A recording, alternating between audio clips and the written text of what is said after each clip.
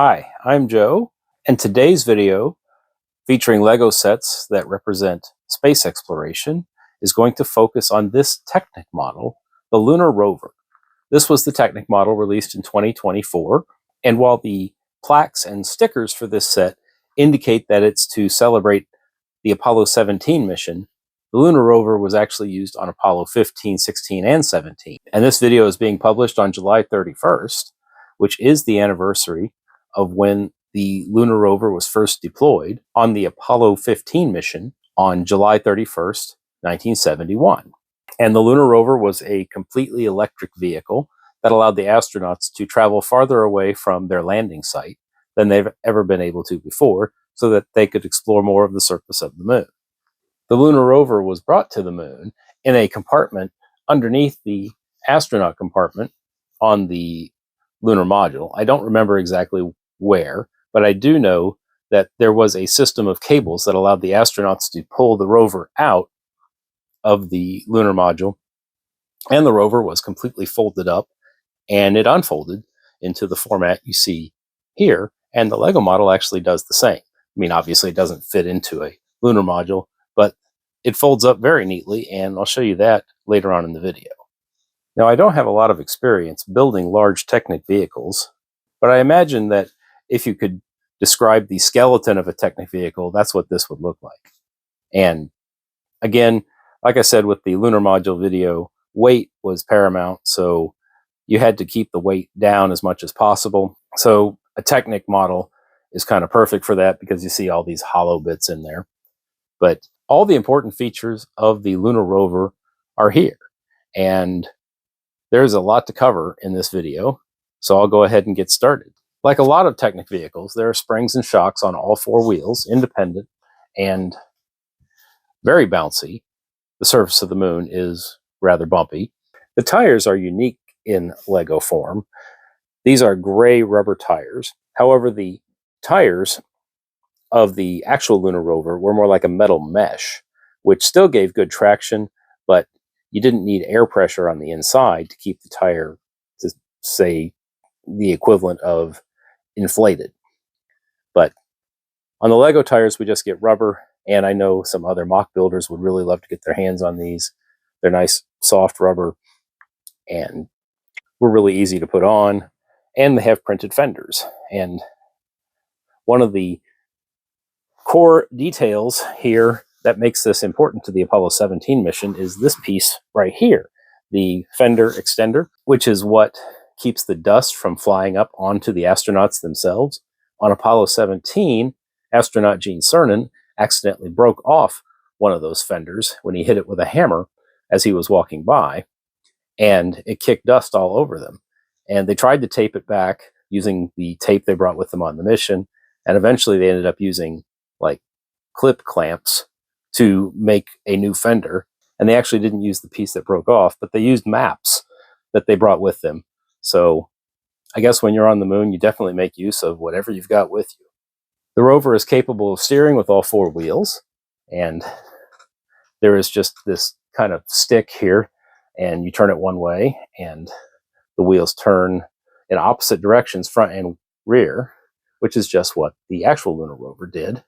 But there are options to lock either the front or the back or both wheels in a straight position in this model. And it'll be easier to see the things that you can do to change how the model functions after we start breaking down some of these other pieces. Because like I said, this model is meant to be folded up so that it can be stored in a compact way or displayed in a compact way. But in order to do that, we have to actually take a lot of this stuff off. But a lot of these accessories are really, they're not attached. They're just sitting on some Technic pins, and they're not even attached. Like, I mean, that just came right out.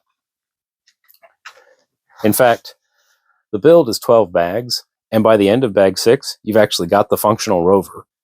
The last 6 bags are nothing but accessories that go onto the rover and display stands. Now, before the rover was actually released, there had been rumors that it was supposed to be in scale with the Creator 3-in-1 astronaut set that came out just before it. And I've got the Creator 3-in-1 astronaut here, and that will test that theory. Now, this is not an astronaut from the same era of the Apollo missions, because this set actually comes with the backpack here, which I believe is called the MMU, or Manned Maneuvering Unit. And this was a piece of machinery that was carried by astronauts on spacewalks, but not until the 80s on space shuttle missions. And this set is supposed to be showing an astronaut floating out in space, because he's just sitting on a display stand and he comes off pretty easy. And I don't know if I can stand him up without him falling over with that big thing on his back. But there he is. And you can see he's got the gold helmet. There's no face in there. That's just the gold face shield. And we see some clear pieces at the top that are supposed to be lights. There's a joystick down here for controlling the unit, essentially letting him fly around in space. And on the other hand, there's a little display of some sort. Maybe it's giving him instructions of what he needs to do. But this piece, the maneuvering unit, does come off. It's only held on by a couple of clips. You see those gray clips here. And I'll go ahead and set that to the side. And then we've just got our regular astronaut. And we will see if he fits in the lunar rover. So one problem I'm already having here is the legs do not bend very much at the waist. They do bend plenty at the knee. But if we look at the angle of his body to his upper legs, and we look at the angle of the seat here in the rover, we see we're going to have a problem. And he is entirely too big for the rover. However, I did find from some prior experimentation that if I took off this Technic bushing here from each leg,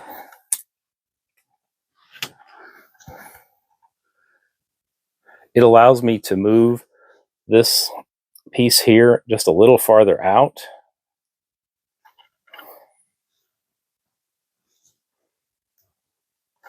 And it gives me a lot more bendability of the legs, and I can almost place him in a normal seated position in the seat. Although it really looks more like he's just about to get out. The little footrest here is too much in the way, and really his feet would get into the equipment. So it's not impossible to pose him to sit in the lunar rover, but it definitely was not designed to go together. But they're very close, though, and it really wouldn't look too out of place to display an astronaut or two in the lunar rover. We have two sets of display stands for the lunar rover, and pay no attention to the Saturn V there in the back. That is left over from the prior video, and as I've said many times, it's my favorite LEGO set, and I'm in no hurry to put it away, and it's relevant to what we're discussing here. But in our two display stands, we have one for the rover itself, and then we have one for all the equipment the rover is containing. And the reason we have that is we have to take a lot of this equipment off and put them on the other display stands, or we don't actually have to put them on the display stands, but we do have to take it off the rover in order to be able to fold the rover up in as compact a configuration as we can to show what it looked like when it was packed aboard the lunar module. So I'm going to take a look at everything as it is attached on the rover, and then eventually I will move it over to the other stands. As I'm describing things as they're on the rover, I'm just going to describe what I see, because I am not that knowledgeable about what every specific piece of equipment does. However, I will take close-up pictures of the plaques to show you a better description of what is actually on each of these modules, if you're interested in that kind of thing. We'll start here from the middle, where it looks like we've got some controls. This is the steering mechanism, like I showed before, and it steers both the front and back tires. And this is, my guess is antenna. That's kind of my default, is some type of antenna or receiver for anything I don't know. And then here we have a map. Here in the front, it looks like we have more communications. That looks like an antenna. And I have no idea what this device is. And here in the front, we've got, this piece comes off pretty easy. And if we open it up, we see what look like might be solar panels. to be able to recharge the batteries of the lunar rover. And actually, if we look inside, we can see some more details. My guess is that's just more electronics about how the rover works. See if I can get this one off. Nope.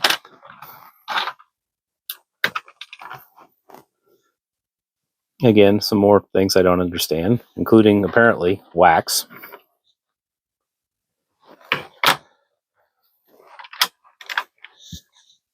Most of these details here are stickers. And that was unfortunate that there were so many stickers on this set, but they really did dedicate themselves to getting all the details they could. This whole module comes off. See if I can do it correctly. There we go. And I believe it has more panels that we can open up. Again, we have more solar panels and lots more stickers and more wax. And these pieces are only held on by these posts here. Those are Technic axles, but they just go into Technic holes. So they're just sitting on top. If we move to the back here, this is like our toolbox. And there are a lot of pieces that are just kind of sitting in here that perform various functions for the astronauts, like drills and shovels and compartments for storing some of the collections they make. Like this is a compartment that just has those loose pieces in there. Those are just rocks. And this doesn't even attach anywhere.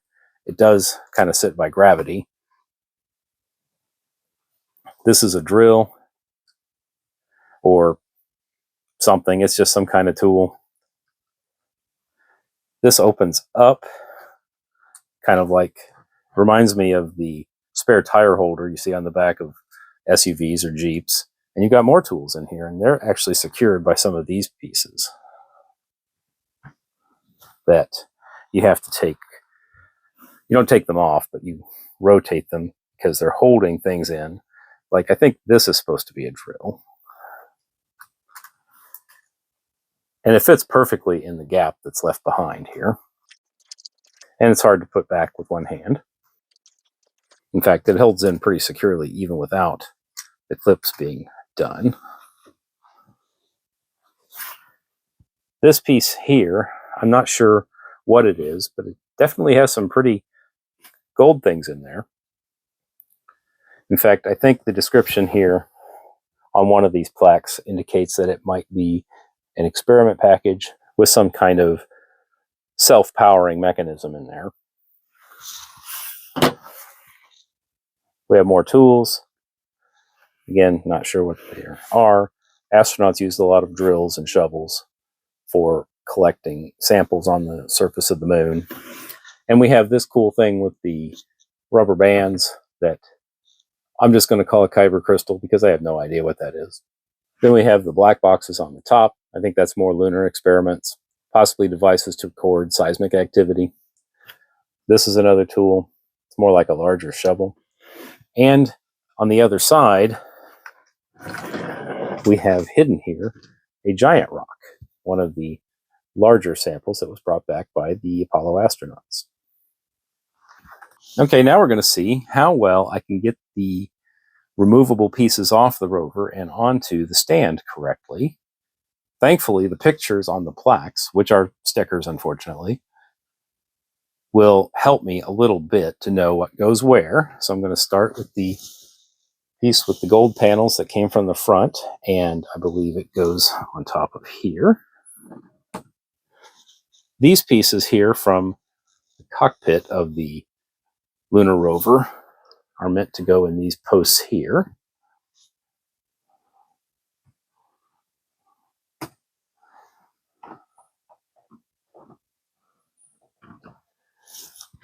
This bit on the front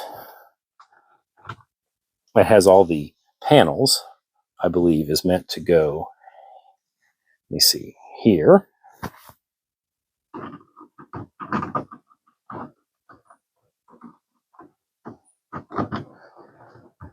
There we are. And all this mess at the back goes on this part right here. At this point, we can now start changing some of the configuration of the lunar rover. I'm going to start by changing the wheels so they don't all four turn every time I steer. And that's done with these red pieces here. If I just move them down, they lock the rear wheels in place. And I have one other thing I have to do. I have to push this piece in. If I can figure out how, there's a knob on the bottom. That essentially disengages the steering mechanism from the rear wheels. And now only the front wheels turn. And the build is kind of symmetrical between front and back. So I could do the opposite. And you can see we've got the same red pieces here and the same piece here that I could move to disengage the front wheels. Likewise, if I just wanted the rover to go straight, I could still put the red pieces down. Let me get that straightened up. And the rover won't steer at all. It'll just go straight. And the dragging sound you hear is because I actually still have it on the display stand, which doesn't actually hold the rover up in the air, but it does drag on the table. So the next thing I'm going to do is try and fold this up. So to do that, I'm going to try and put my pieces back here. And I don't know if me doing this while holding the phone is going to work, but I'm going to give it a shot. One eternity later. Okay, so it didn't work for me doing that one-handed. So I went ahead and put the phone down, and I've kind of got the rover back to where it was before, all four wheels steering. First thing I'm going to do is lock the wheels. I don't have to disengage the steering to be able to do that. I'll do front and back.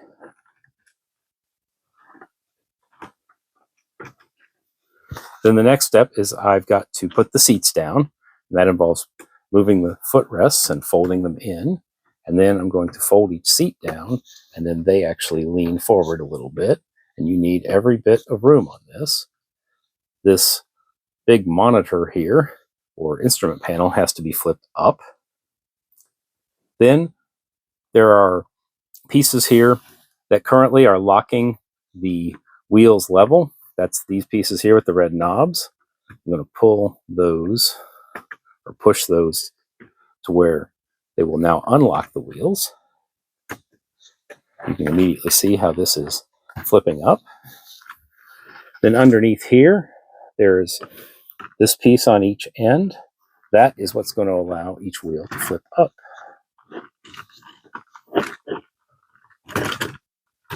There's one set of wheels, and the back is the same.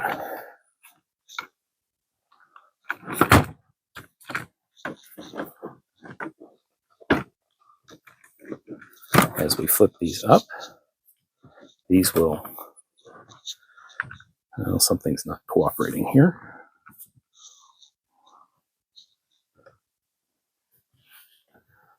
There we go.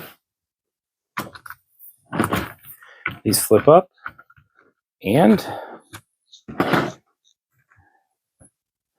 I could probably do that a little neater if I had both hands, but that is our rover completely folded up in the position it would be stored in the lunar module.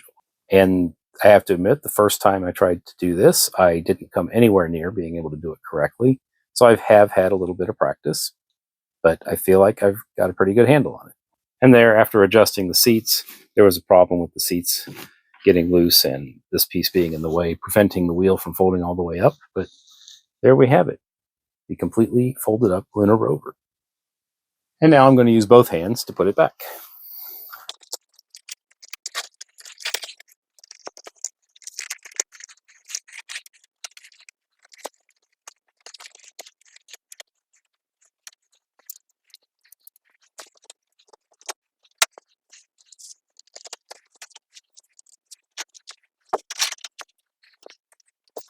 And there you have it.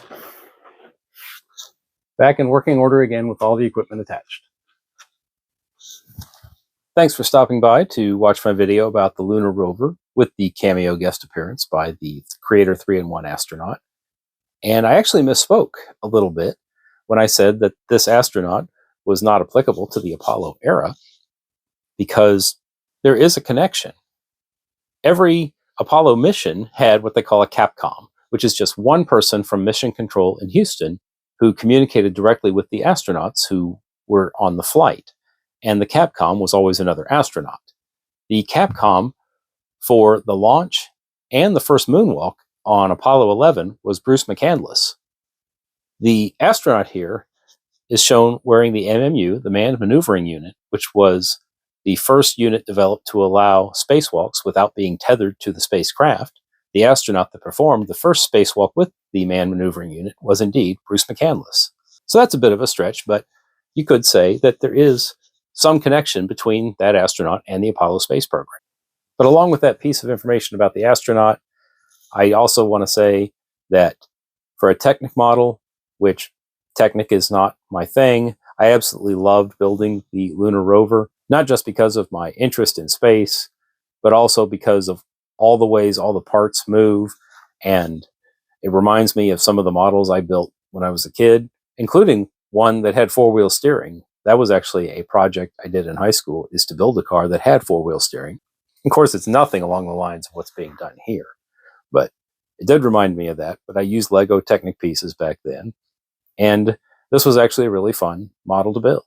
And the only thing that bothers me is that I didn't wait until Amazon Prime Day a few weeks ago when the model was 30% off. And that's about the only thing that would have made it better, because I do think the model is very expensive for what it is, but I do love it. But this is my final model representing the Apollo space program. Just like the exploration of space, we have to keep moving forward to make new discoveries, and I will be showing a new model that represents a further step in American space exploration in my next video here in a couple of weeks. But until then, remember, today is a good day to build. As promised, here are the close-ups of the plaques, along with what parts of the model go with each one.